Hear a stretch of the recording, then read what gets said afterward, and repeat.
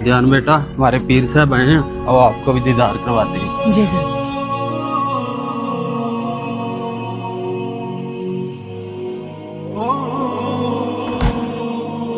ये कौन सा तरीका है पीर साहब को मिलने का?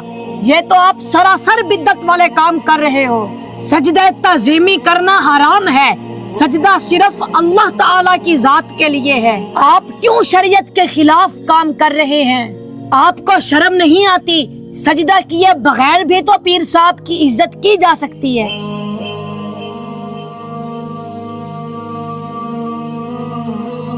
चलो ध्यान बेटा।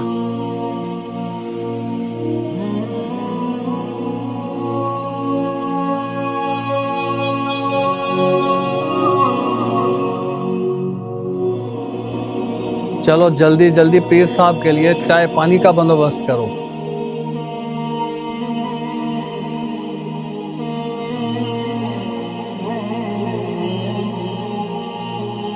पीर साहब आए, अंदर लेडीज में तशरीफ ले चलें। अंदर औरतें आपकी मुंतजर हैं, उनको भी दुआओं से नवाज दें। आप सब इधर ही बैठें, सिर्फ पीर साहब अंदर जाएंगे। क्यों, आपके पीर साहब क्या खुसरे हैं जो अकेले अंदर जाएंगे? शरीयत में गैर महरम से पर्दा है, तो आप पीर साहब को अकेले अंदर लेकर जा रहे हो। क्या पीर साहब गैर महरम नहीं है? दुनिया में मेरे प्यारे नबी से बढ़कर कोई बड़ा पीर है? मेरे नबी से बढ़कर बड़ा कोई मुर्शद है?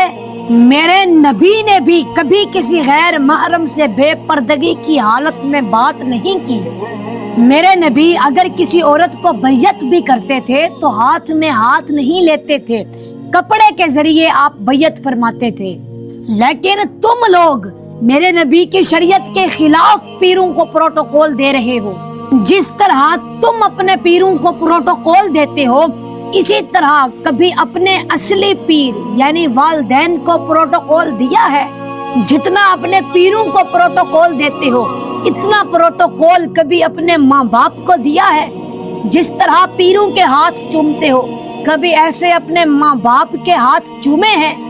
ये जो आपके पीर साहब हैं, आपको पक्का पता है कि ये फजर पढ़ के आए हैं? आपको कंफर्म पता है कि ये अपने हमसाओं के साथ ठीक है?